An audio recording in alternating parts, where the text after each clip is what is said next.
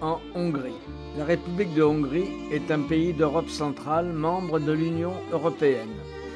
Elle est entourée par l'Autriche, la Slovaquie, l'Ukraine, la Roumanie, la Serbie, la Croatie et la Slovénie.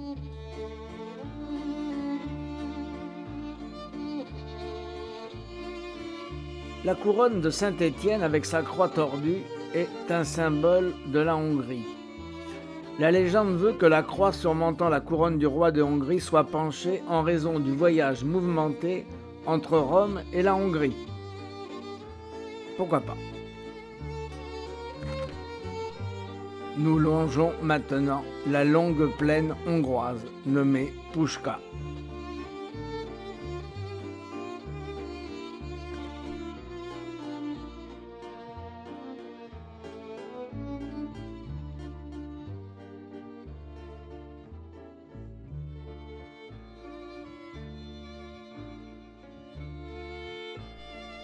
Nous visitons maintenant une maison traditionnelle hongroise.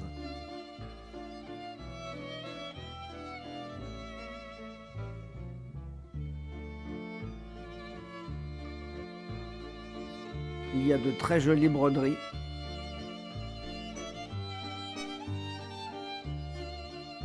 Et bien sûr, le fameux paprika. Sans lui, il n'y aurait pas de cuisine hongroise.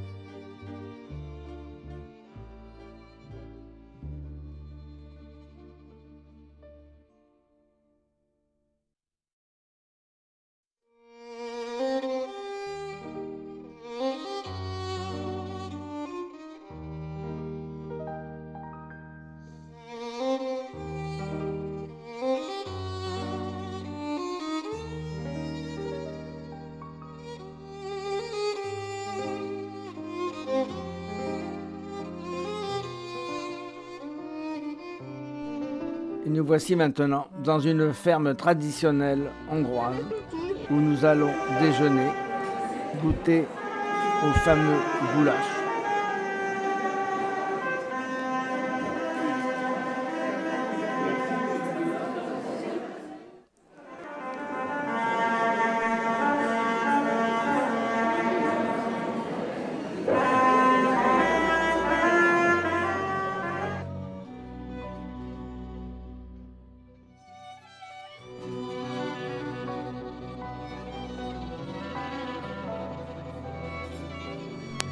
Et après le déjeuner, nous allons avoir droit à une promenade en carriole. Tout à fait sympathique.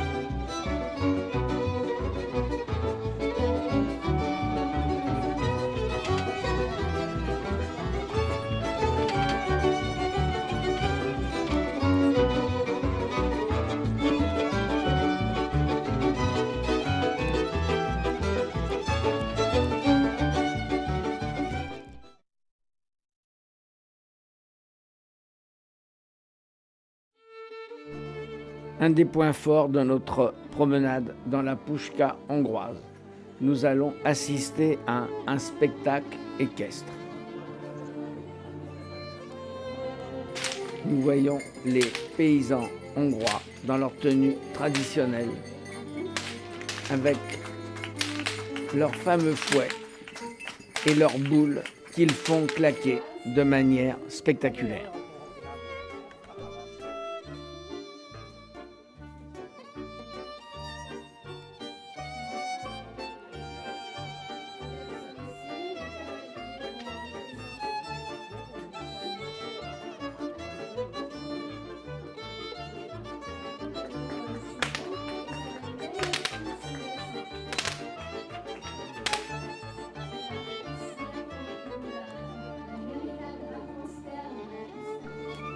Nous apercevons différents attelages tirés par des bœufs ou par des chevaux.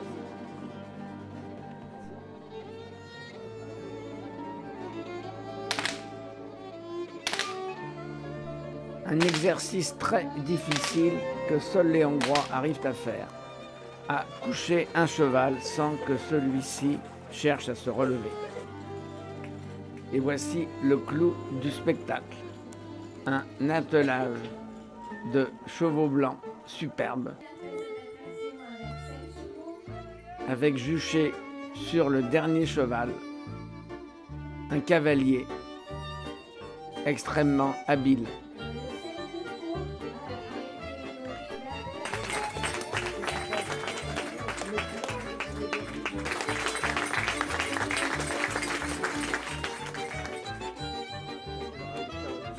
Nous nous dirigeons maintenant vers l'église de Kalcsa, où nous allons assister à un concert d'orgue.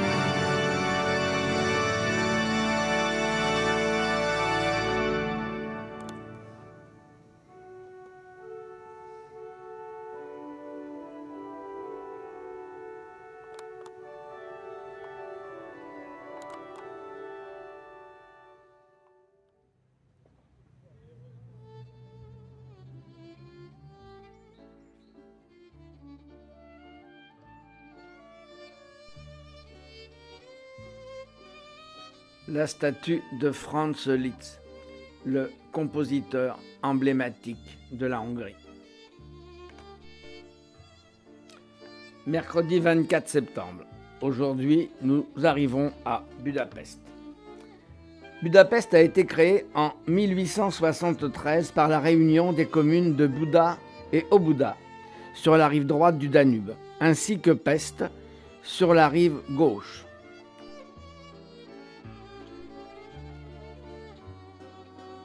Buda, la vieille ville, fut construite au Moyen Âge sur la colline, telle une gardienne du Danube. De l'autre côté du fleuve, une petite agglomération de commerçants prospérait. Il y avait assez peu de liens entre les deux. Bouddha était la ville royale et la résidence des nobles et des soldats. Plus laborieuse, Pest était bourgeoise, bruyante de l'activité de ses marchés. Même si aujourd'hui des ponts majestueux relient les deux parties de Budapest, il y a toujours Bouddha sur la colline et Pest s'étalant sur la plaine.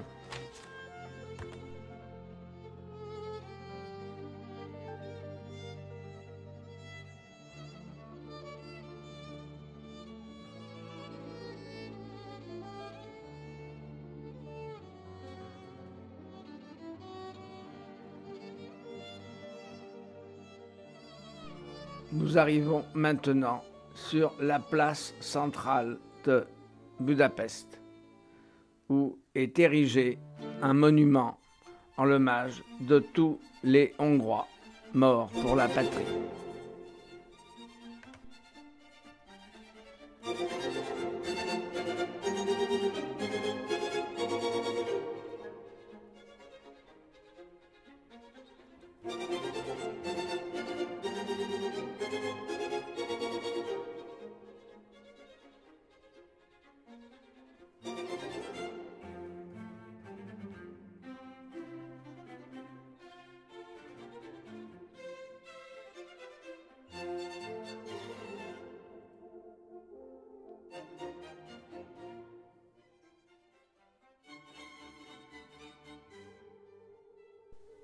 À Bouddha, où nous arrivons, c'est le calme nostalgique du passé.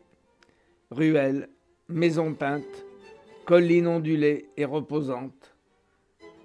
Tout reste à la mesure de l'homme qui sait prendre le temps de vivre. Nous pénétrons à l'intérieur de la cathédrale.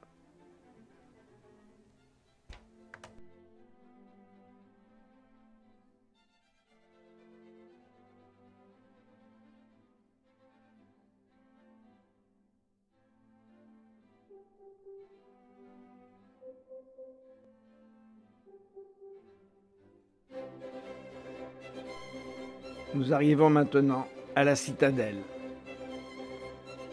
Nous allons bientôt dominer le Danube, d'où nous allons avoir un point de vue magnifique sur l'ensemble de la ville de Budapest.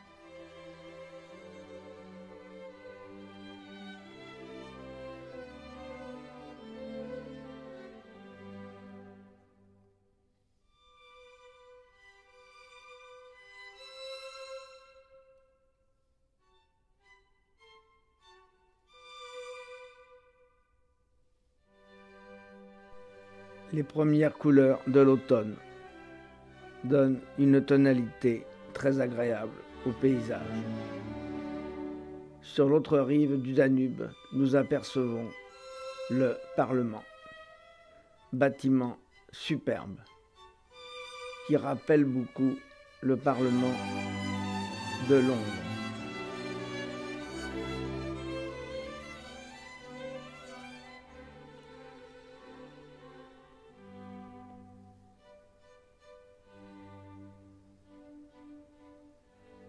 De cette colline du château, nous avons une perspective superbe.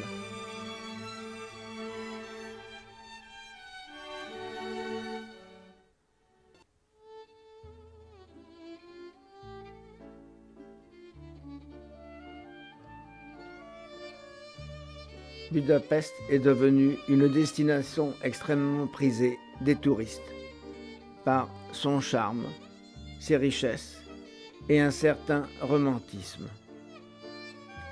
Voici une image du passé.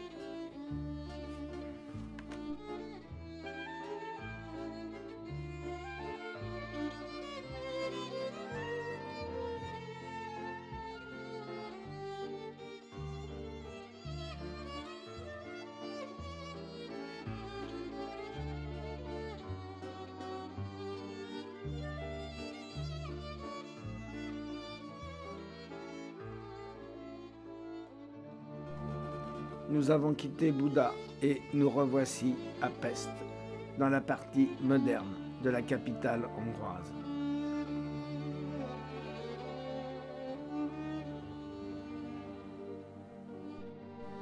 La basilique d'Esztergom.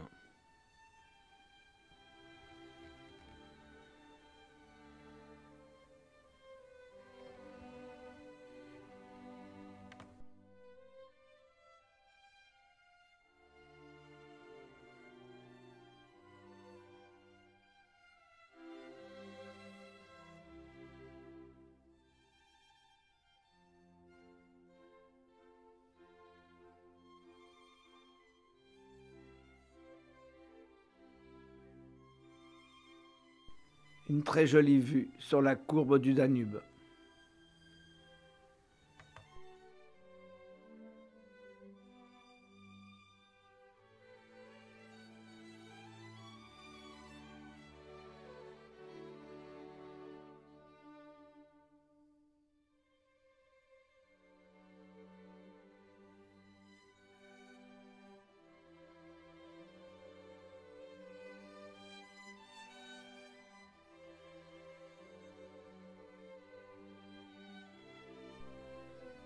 Nous nous dirigeons maintenant vers le village de Saint-André, un petit village très pittoresque, considéré comme le Montmartre hongrois.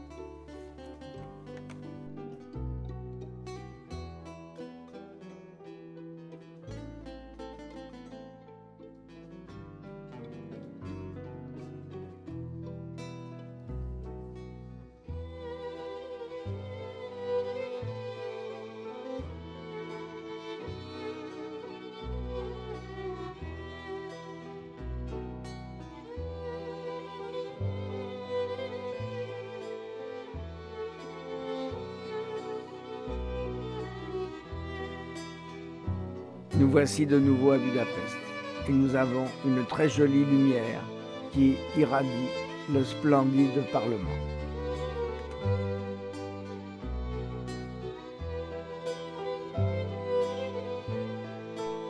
Après dîner, nous allons nous rendre dans un cabaret où nous aurons un spectacle de danse folklorique, mais auparavant, nous admirons Budapest de nuit qui offre un spectacle absolument magnifique.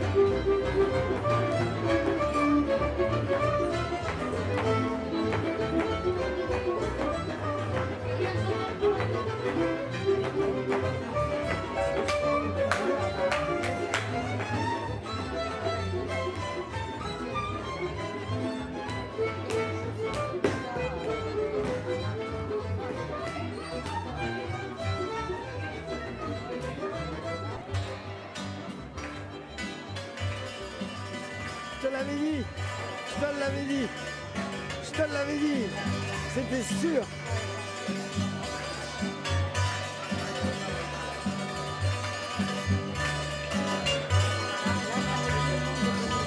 Je te l'avais dit, toujours Résorba.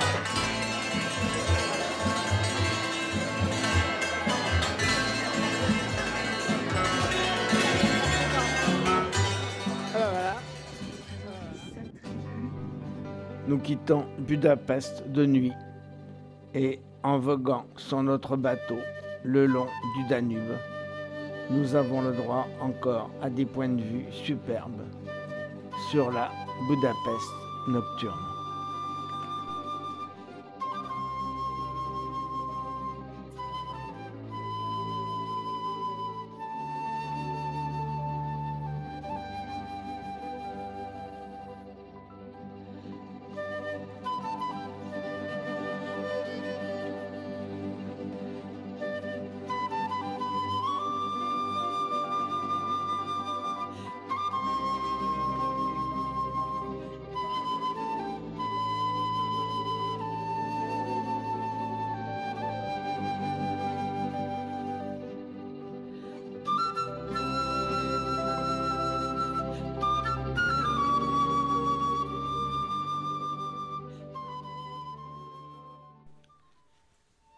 Aujourd'hui, jeudi, nous allons encore une fois changer de pays.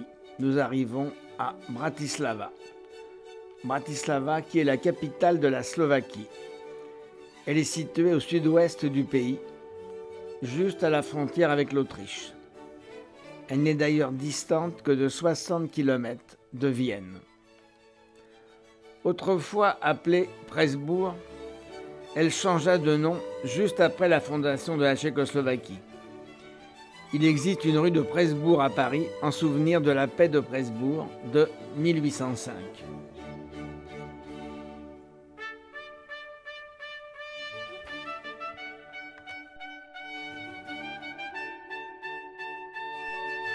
La ville de Bratislava était traditionnellement influencée par plusieurs nations, les Autrichiens, les Hongrois et les Slovaques.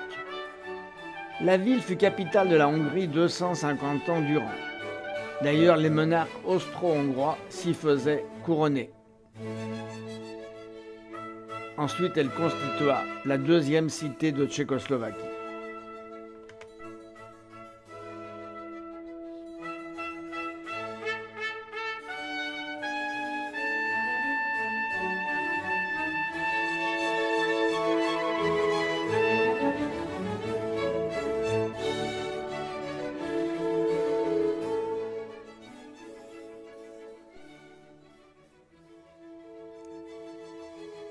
Bratislava est très riche.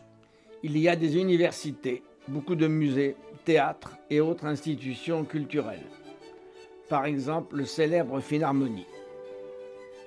La ville de Bratislava organise depuis les années 1960 la Biennale internationale de l'illustration.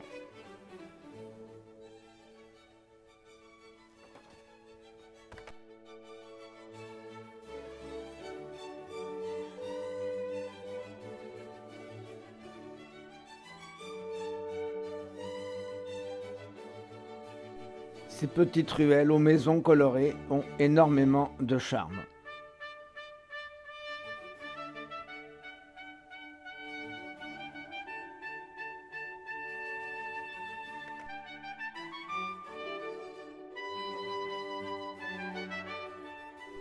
Liszt donna un concert dans cette maison.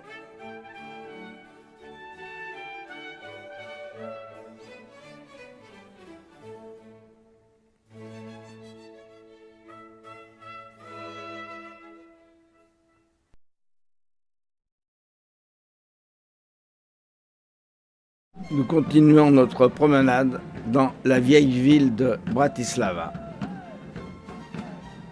Nous croisons des musiciens en costume d'époque. Bratislava fourmille sans arrêt de festivals et de célébrations historiques. Tiens, un personnage connu. Et maintenant, étape importante de notre voyage. Nous arrivons bientôt à Vienne. Toujours en conflit avec elle-même, la ville joue avec ses souvenirs du passé, son présent rebelle. Vienne paraît provinciale et bourgeoise, endormie sous le poids des siècles. Il ne faut pas s'y fier. La capitale a plus d'un tour dans son sac. Et délaissant ses bals et sa pâtisserie, elle sait marcher au-devant du modernisme.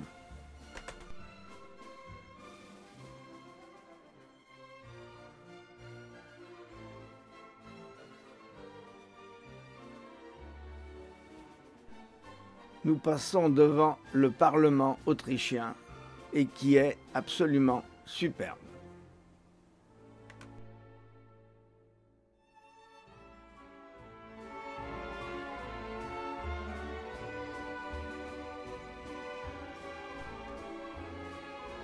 La musique née à Vienne s'infiltre dans les cœurs. Mozart ou Beethoven, Mahler ou Brahms, Schubert ou Schoenberg règnent dans les temples de la musique que sont le Wiener Philharmoniker, le Concerthaus et l'opéra, mais aussi tout simplement dans les parcs et les rues.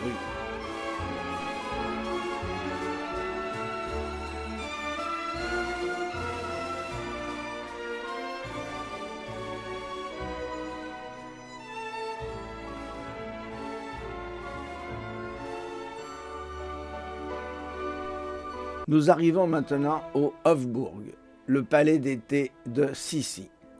C'est le plus grand château de la ville de Vienne. Ce fut la résidence de la plupart des puissants de l'histoire autrichienne, notamment de la dynastie des Habsbourg, qui régna pendant plus de 500 ans, et des empereurs d'Autriche et d'Autriche-Hongrie. C'est actuellement, depuis le XXe siècle, la résidence de la présidence de la République autrichienne. Le Hofburg est également connu sous le nom de résidence d'hiver, alors que le lieu de villégiature estivale préféré de la famille impériale était le château de Schönbrunn.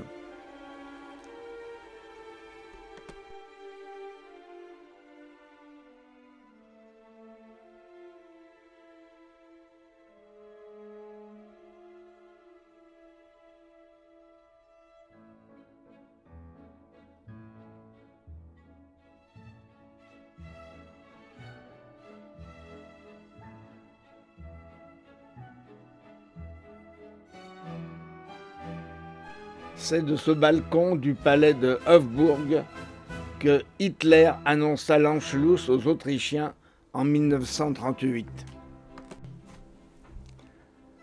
Petit moment d'émotion maintenant.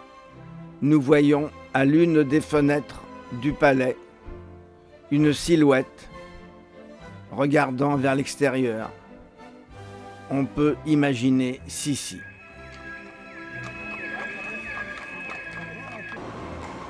Ce passage de carrosse tiré par des chevaux donne encore un clin d'œil attendri au passé.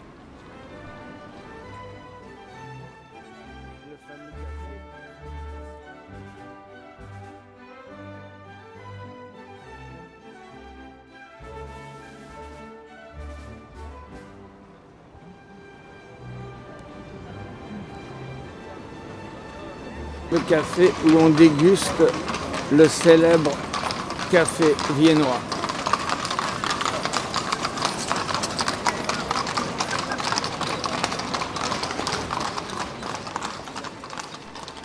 Nous sommes maintenant dans le centre-ville, dans le célèbre Ring, créé par décret de l'empereur François-Joseph en décembre 1857.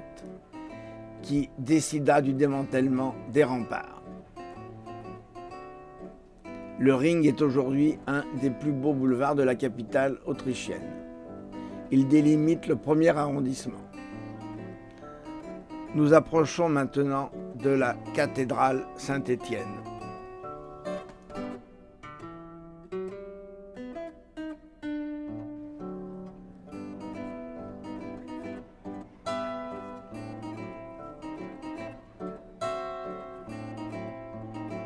La cathédrale Saint-Étienne de Vienne est de style gothique, mais au centre d'un quartier baroque. Sa toiture est composée de tuiles vernissées disposées en motifs linéaires, en diagonale. Sévèrement endommagée pendant la Seconde Guerre mondiale, la cathédrale a été restaurée en 7 ans et a rouvert en 1962. Sa construction a débuté en 1137. La première partie fut achevée en 1160.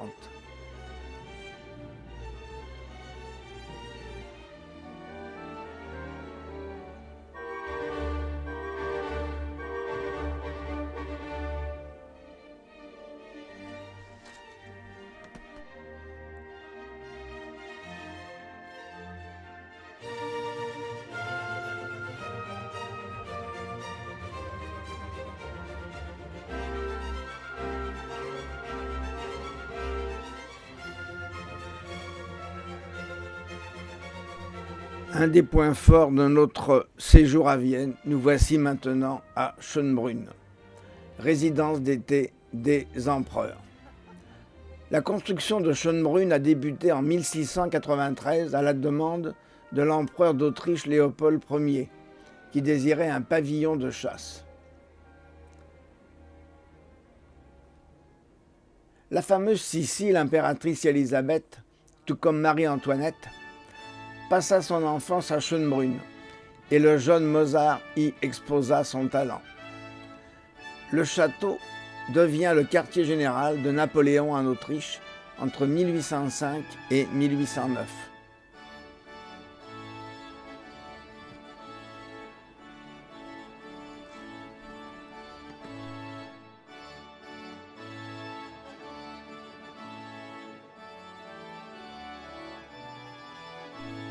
Les empereurs autrichiens ont voulu faire de Schönbrunn le Versailles viennois. Nous avons une perspective superbe sur les jardins.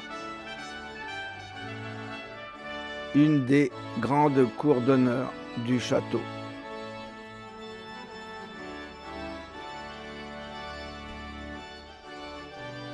L'aigle impérial surmontant la façade.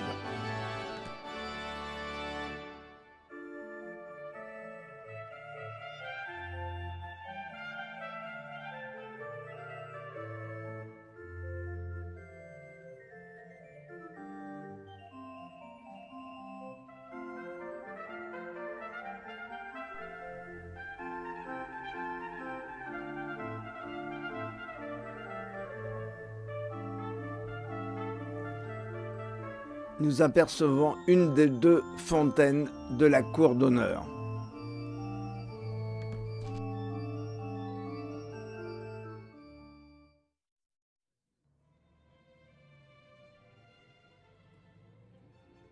Nous quittons maintenant Schönbrunn et nous retraversons le centre de Vienne.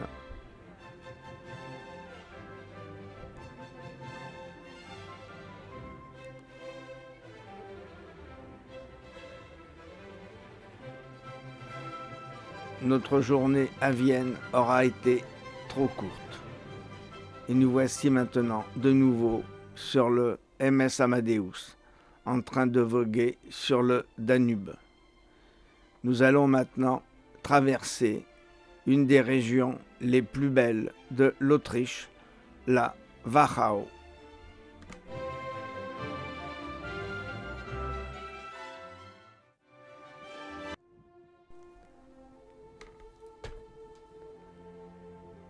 Le vin, l'eau et la culture sont le patrimoine de cette magnifique région à l'ouest de Vienne.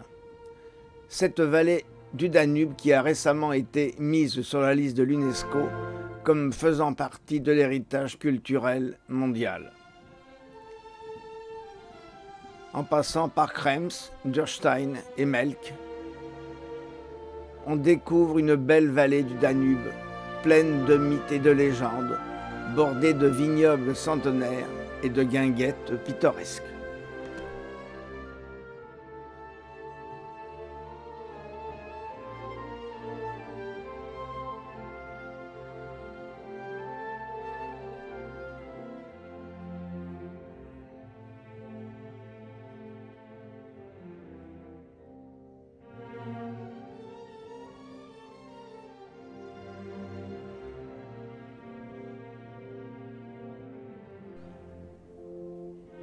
La Wachau est un exemple exceptionnel de paysage fluvial bordé de montagnes, dans lequel les témoignages matériels de sa longue évolution historique ont remarquablement survécu.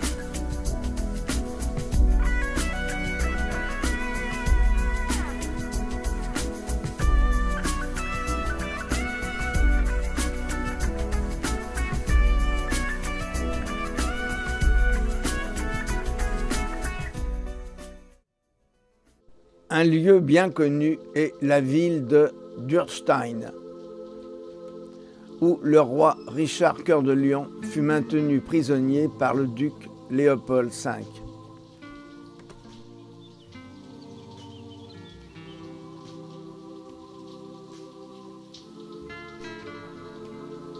La vallée de Wachau est renommée par sa production d'abricots et de raisins qui sont utilisés dans les vins et les liqueurs de la région.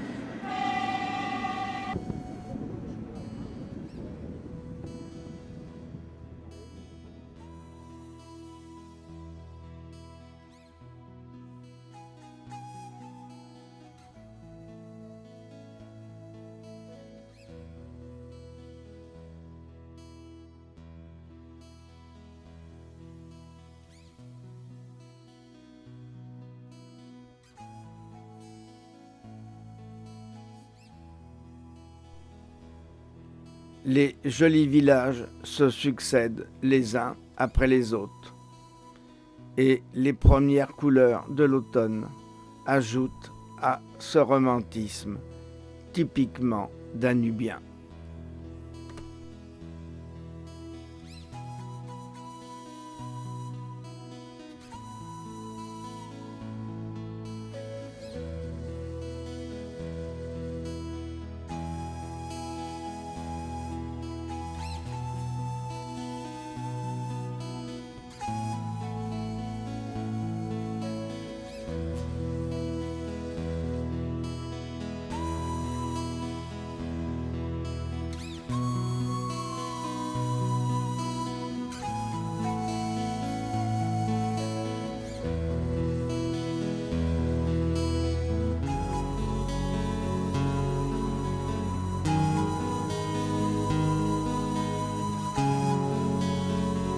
Nous croisons le frère jumeau de notre bateau.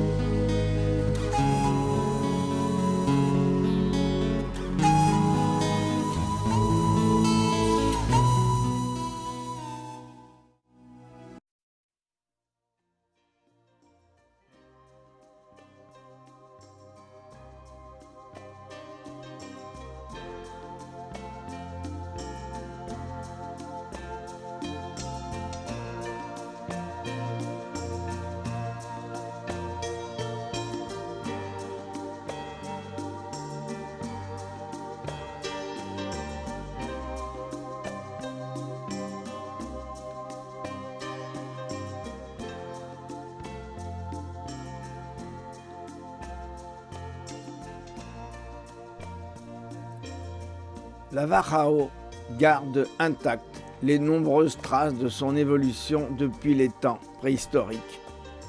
Aussi bien les monastères, les châteaux, les ruines, les villes, les villages et enfin agricoles.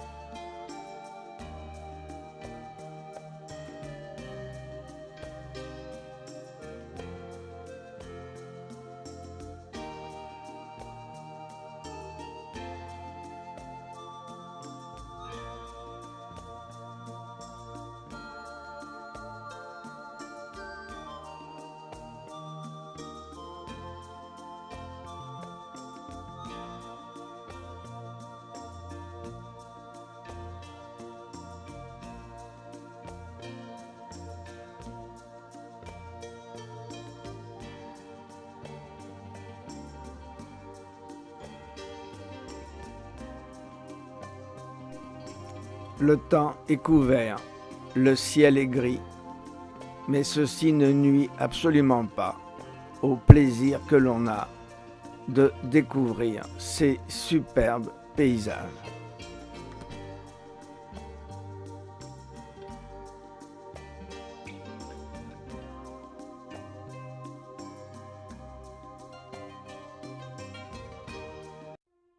Depuis plus de 1000 ans, Melk est le centre culturel et spirituel en Autriche. D'abord comme château fort de la famille Babenberg et depuis 1089 comme abbaye bénédictine fondée par le margrave Léopold II. Dès le XIIe siècle, une école est rattachée à l'abbaye et des manuscrits précieux ont été rassemblés et rédigés dans sa bibliothèque. Au cours de l'histoire du monastère, des membres du couvent de Melk ont aussi laissé d'importantes traces dans les domaines des sciences naturelles, des lettres et de la musique.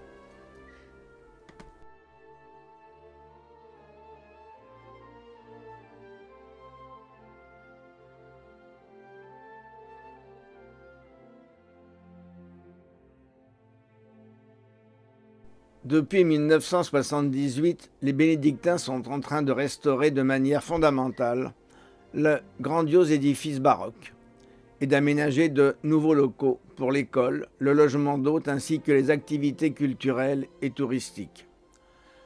Par conséquent, l'abbaye de Melk se présente aujourd'hui aux visiteurs comme l'un des monuments les plus importants en Autriche et comme grand ensemble culturel d'envergure européenne.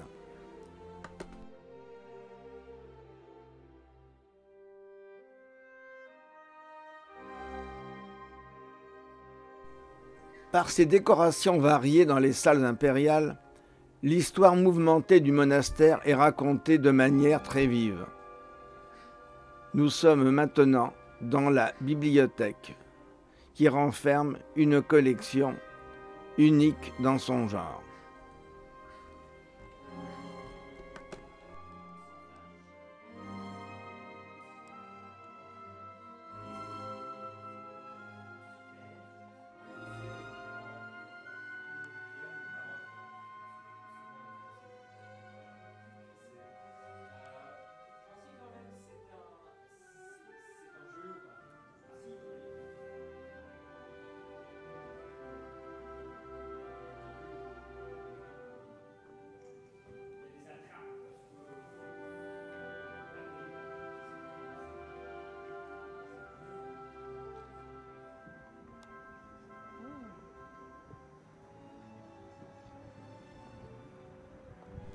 De la terrasse, nous avons une superbe vue sur la ville de Melk.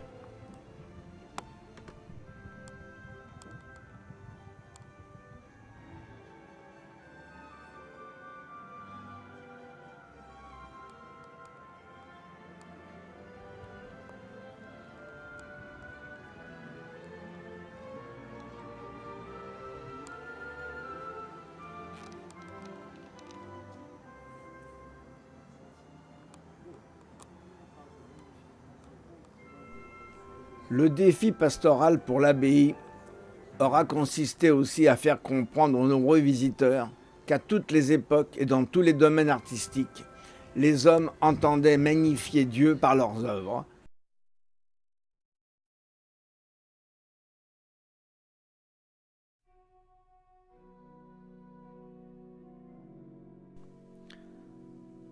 Nous allons maintenant assister à un très beau concert d'orgue donné dans la cathédrale.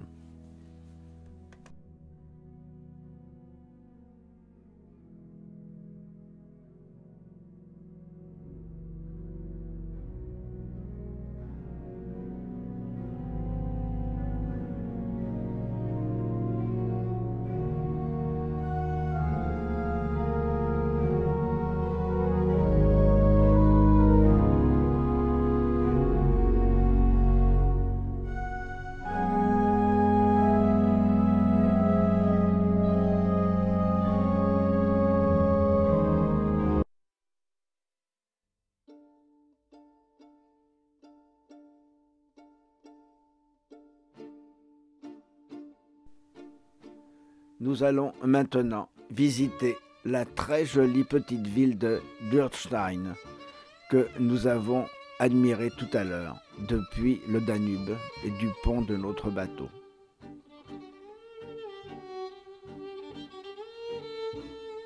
Nous retrouvons tout le charme des petites rues, des villages autrichiens.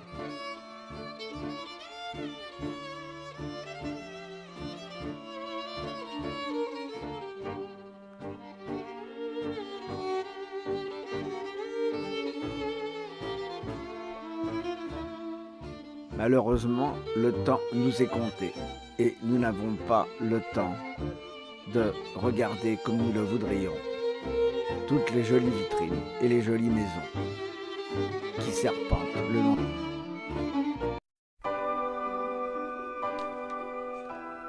Le lendemain matin, 11e jour de notre croisière, nous arrivons à Linz. Il fait très beau. Une légère brume flotte sur le Danube. Nous avons enfin le soleil avec nous. Linz, capitale de la province de Haute-Autriche et centre de l'industrie lourde du pays, en 1932, elle fut construit le premier chemin de fer autrichien avec des wagons tirés par des chevaux. Et 5 ans plus tard, le premier bateau à vapeur sur le fleuve. Le port de commerce de Linz est le plus grand d'Autriche. 5 millions de marchandises y transitent chaque année.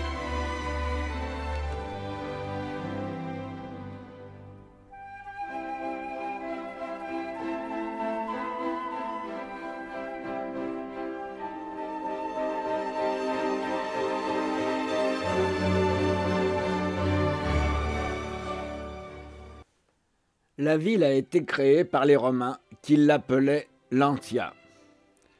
Près du château, qui se situe à l'emplacement de la vieille forteresse romaine, ancien siège du pouvoir de Frédéric III, se trouve la plus ancienne église autrichienne, l'église Martins. Elle a été construite à l'époque médiévale carolingienne.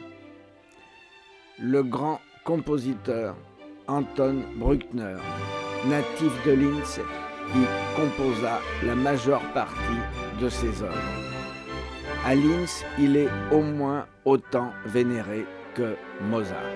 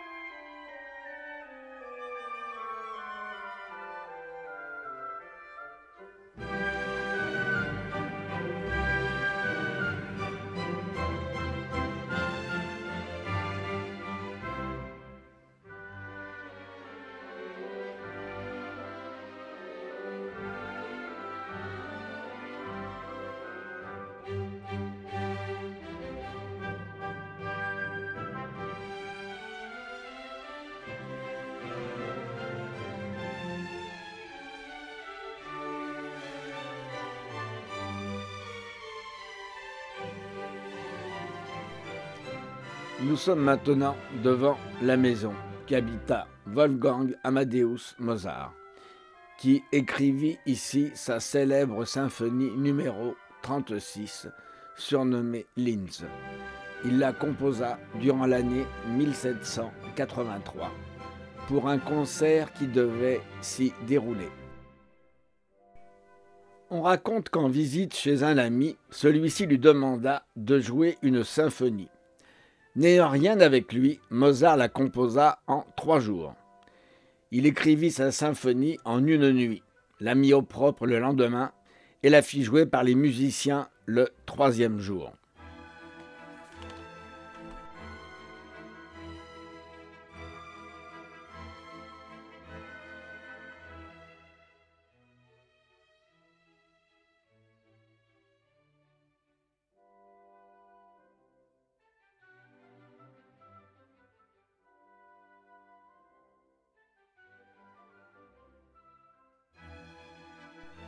Nous admirons la très belle fontaine qui orne le centre de la grande place de Linz.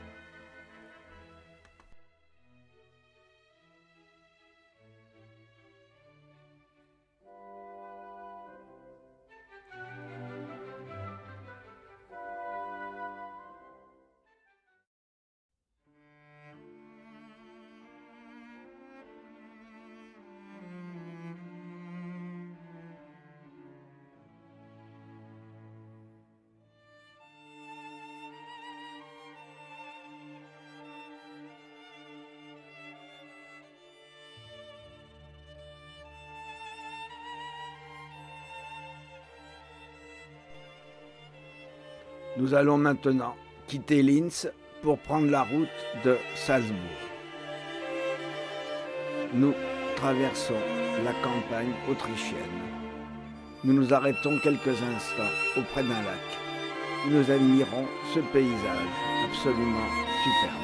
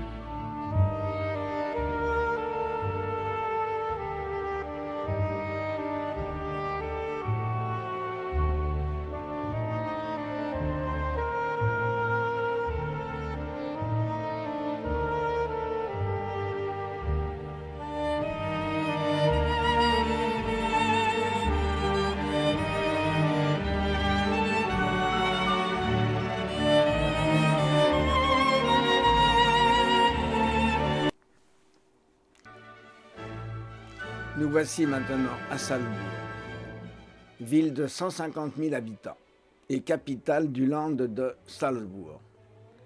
Salzbourg est considérée comme l'une des villes touristiques les plus intéressantes au monde. Et la vieille ville est inscrite sur la liste du patrimoine mondial de l'UNESCO. À 2 pas de la frontière allemande, la cité autrichienne où naquit Mozart a fait hier sa fortune sur le Sel. Le festival de musique classique de Salzbourg est l'un des plus prestigieux au monde.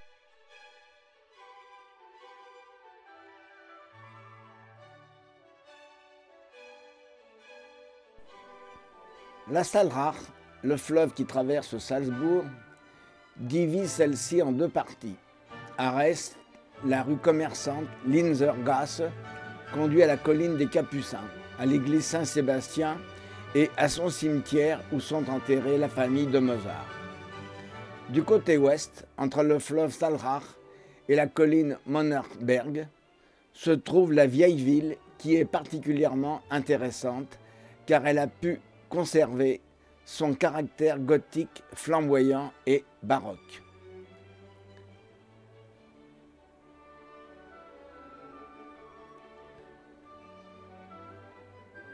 Nous apercevons maintenant la maison du célèbre chef d'orchestre Herbert von Karajan.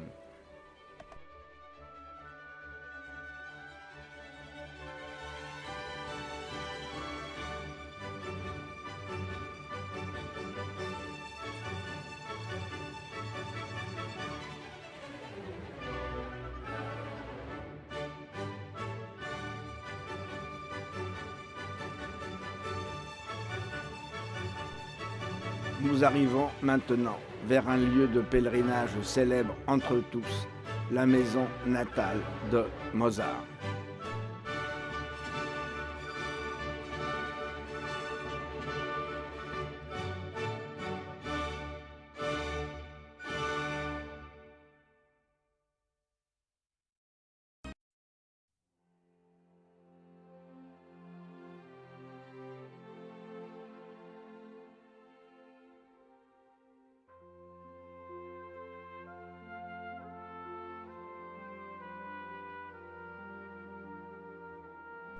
C'est avec une certaine émotion que nous traversons les différentes pièces de la maison où vécut Mozart, avec ses 7 frères et sœurs. Un manuscrit. Dès l'âge de 3 ans, Mozart révéla des dons prodigieux pour la musique. Il a l'oreille absolue et certainement une mémoire édéitique. Il aurait parfaitement retranscrit le Miserere de Grégoire Allegri, morceau qui dure environ 16 minutes, en ne l'écoutant qu'une seule fois.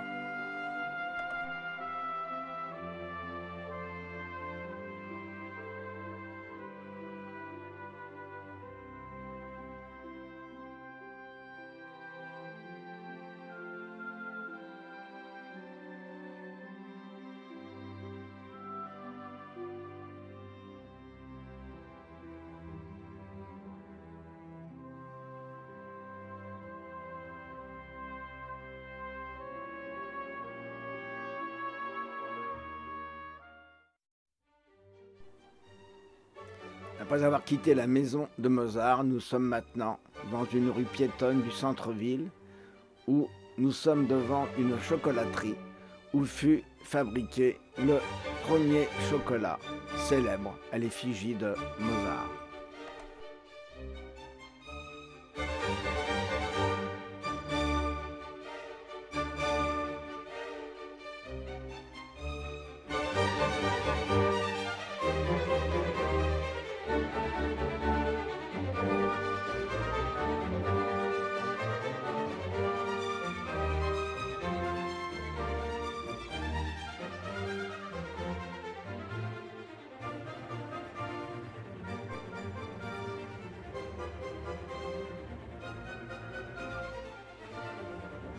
Le plus ancien café de Salzbourg.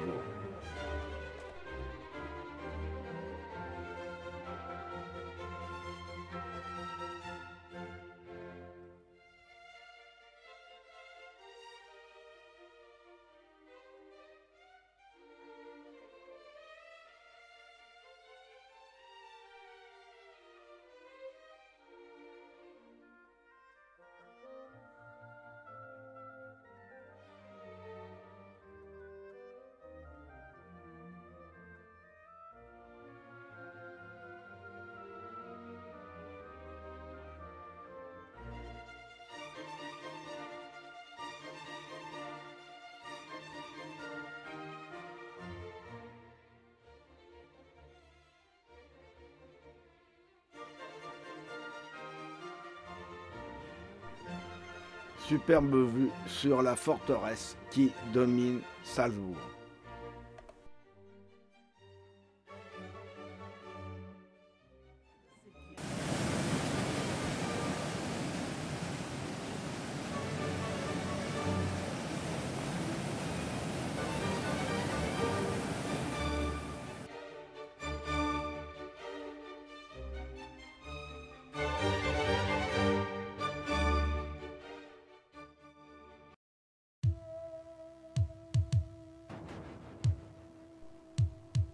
Nous quittons maintenant Salzbourg et pour rejoindre notre bateau, nous empruntons une route des lacs et entre autres le lac prénommé Wolfgang, qui est une région particulièrement belle et pleine de charme.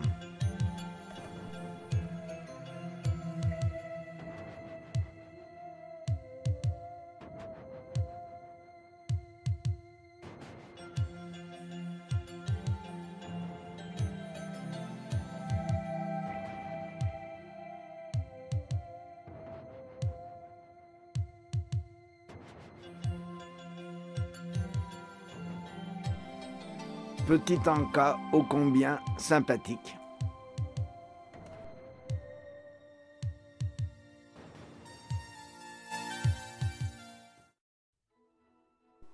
Dernier jour de notre croisière. Aujourd'hui, nous allons faire une rapide visite de Munich avant de prendre l'avion qui nous ramènera vers Paris. Munich est la troisième plus grande ville d'Allemagne, après Berlin et Hambourg. Elle est la capitale du Land de Bavière.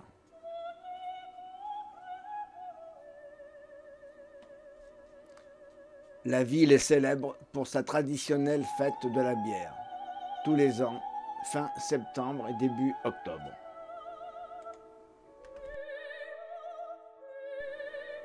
Depuis la fondation de Munich, la place Sainte-Marie a toujours été le cœur de la ville. Autrefois, elle accueillait le marché au sel et aux céréales. De nombreuses manifestations aujourd'hui ont lieu sur cette place. C'est le point de départ du célèbre carnaval. C'est ici également que chaque année est installé le marché de Noël.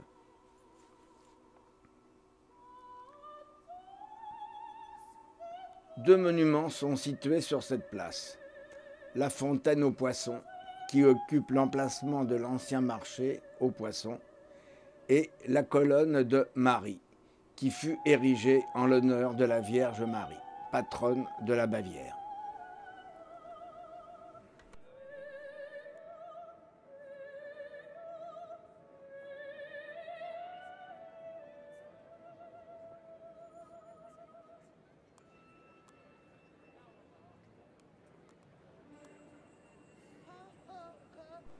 Le nouvel hôtel de ville devant lequel nous nous trouvons actuellement fut érigé en 3 étapes entre 1867 et 1908. C'est un architecte autrichien de Grasse qui réalisa l'édifice néogothique en briques et pierres de taille avec ses 6 cours intérieures. La façade est rehaussée de nombreux personnages historiques.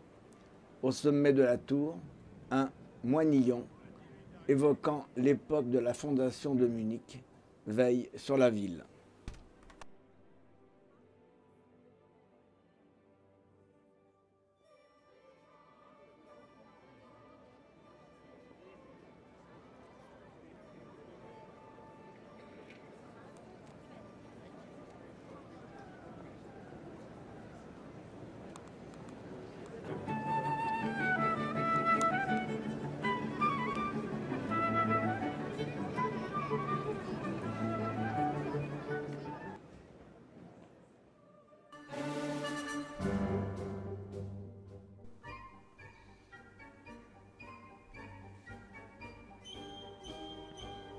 L'église Notre-Dame, datant du XVe siècle, et qui est le symbole de la ville de Munich. Nous admirons une dernière fois les vitrines et nous allons regagner notre bateau. et bientôt l'aéroport. Retour vers Paris, la tête pleine de souvenirs.